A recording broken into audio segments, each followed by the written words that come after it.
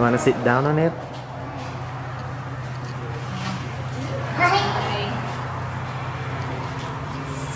Go, sit down.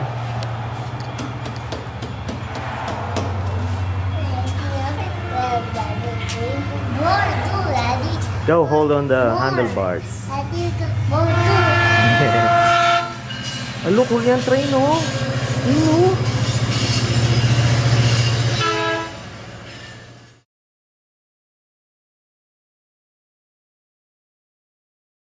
Ang pangalan ko ay Mark.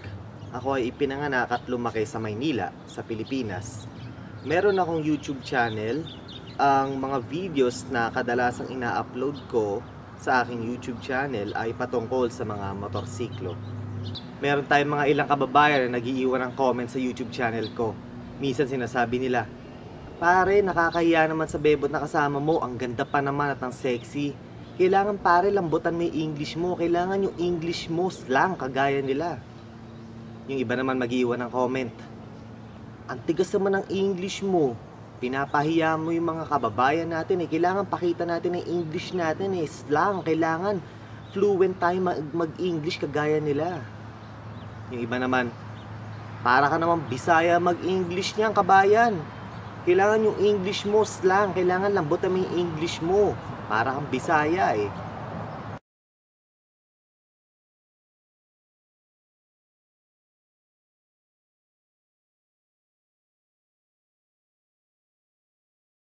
Alam nyo, sa isang dekada at mahigit kong paninirahan dito sa Los Angeles, California, sa dami ng aking nakausap at nakahalubilo na mga tao na galing din sa ibang bansa, sa iba't ibang bansa na kagaya ko, alam nyo ba, tayo lamang mga Pilipino ang may pag-iisip o nag-iisip na tayo ay dapat maging dalubhasa at fluent sa pagsasalita ng Ingles.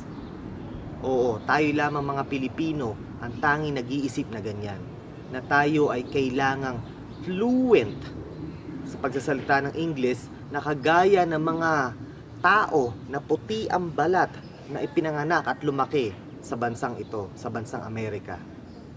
Alam nyo, una primero, hindi tayo kailangan magpakita ng hindi kagandahang asal sa pamamagitan ng pangungutya sa ating kapwa kung ang pinag-uusapan ay ang pamamaraan ng pagsasalita ng Ingles. Pangalawa, hindi mo kinakailangan maging isang stereotype na gamitin ang salitang Bisaya para lamang kutyain ang kakayanan at abilidad ng iyong kababayan, ng iyong kapwa sa pagsasalita ng Ingles. Meron tayong mga kababayan na naninirahan sa parteng Bisaya. Meron tayong mga kababayan na naninirahan sa Luzon at sa Mindanao. Saang mang parte at lupalop ng bansang Pilipinas, tayo ay may kanya-kanyang punto. May puntong Bisaya, may puntong Tagalog, may puntong Ilocano, may puntong Kapampangan. Naiintindihan mo ba? Lahat tayo mga Pilipino sa buong lupalop ng bansang Pilipinas, tayo ay may kanya-kanyang accent, tayo ay may kanya-kanyang punto sa pagsasalita.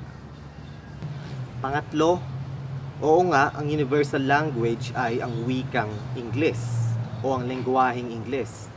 Pero hindi ibig sabihin nito na tayo ay kailangan maging fluent at diretso sa pagsasalita ng Ingles. Meron tayong pangunahing wika at yan ay ang Tagalog. Okay? Kung ikaw ay taga Maynila, ang pangunahing wika mo ay Tagalog. Kung ikaw ay taga Bisaya, ang iyong pangunahing dialekto ay Bisaya. Walang masama dito. Okay? Ito ang ating kinagisnan at kinalakihan. Ngayon, para sabihin mo na ang iyong kapwa Pilipino ay kailangan marunong mag-Ingles, diretsong mag-Ingles, malambot o fluent mag-Ingles na kagaya ng mga taong puti ang balat na ipinanganak at lumaki dito sa bansang Amerika, yan ay isang malaking kalokohan. Okay? Technically speaking, wala tayong pananagutan o wala tayong responsibilidad na magsalita ng Ingles. Okay? Oo, malaking tulong kung tayo ay marunong magsalita ng Ingles dahil kagaya nga na sinabi ko, na ang universal language ay ang lengguwaheng Ingles.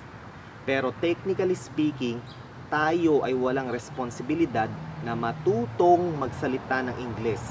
At lalong-lalo na wala tayong responsibilidad upang sanayin ang ating mga dila na maging fluent sa pagsasalita ng Ingles na kagaya ng mga taong lumaki, ipinanganak at lumaki sa bansang Amerika.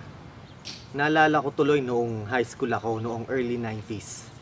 Nagkaroon ng pag-uutos o kautusan na ang mga mag-aaral sa loob ng campus ay kailangan nagsasalita ng Ingles. Sabi nila, as long na kaming mga mag-aaral ay nasa loob ng campus, kailangan ang ginagamit naming salita ay ang wikang Ingles at hindi Tagalog. Isa itong malaking kalokohan. Nasaan ang ating pride of nationalism? Nasaan ang hangin ng nasyonalismo? Ganito ba tayo mag-isip? Kailangan ba magkaroon tayo ng colonial mentality sa bawat isa sa atin? Nasaan na ang pride of nationalism? Pero alam nyo, hindi naman natin masisisi ang ating mga kababayan. Hindi natin masisisi ang ating mga kababayan ng mga stereotype. Alam nyo, nung panahon ng Kastila, dinala nila ang Katolisismo. Tinuruan nila tayong magsimba. Ilang buwan malipas tayong lumaya sa kamay ng mga Kastila, eto't dumating ang mga Amerikano.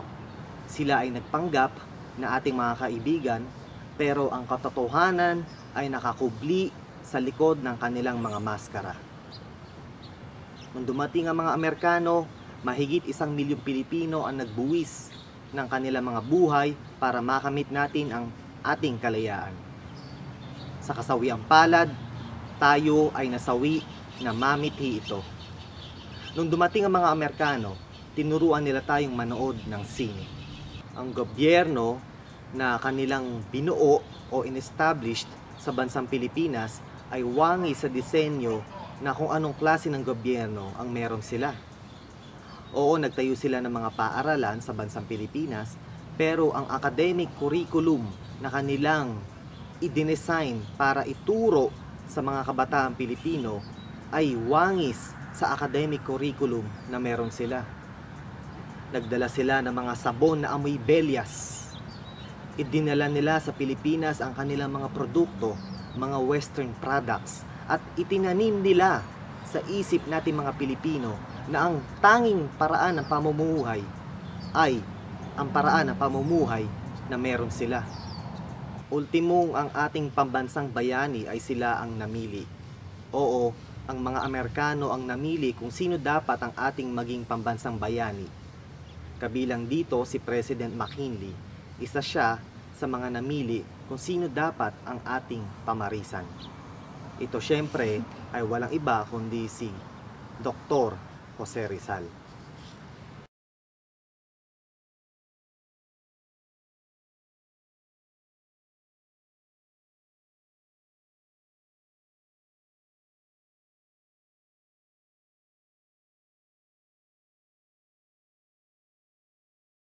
Itinanim ng mga Amerikano sa isipan nating mga Pilipino na ang sabon na dapat nating ginagamit ay ang safeguard, na ang soda o ang soft drinks na dapat nating iniinom ay Coca-Cola, na ang langis na ating binibili para sa ating mga sasakyan para tumakbo ay Chevron, Caltex, Shell.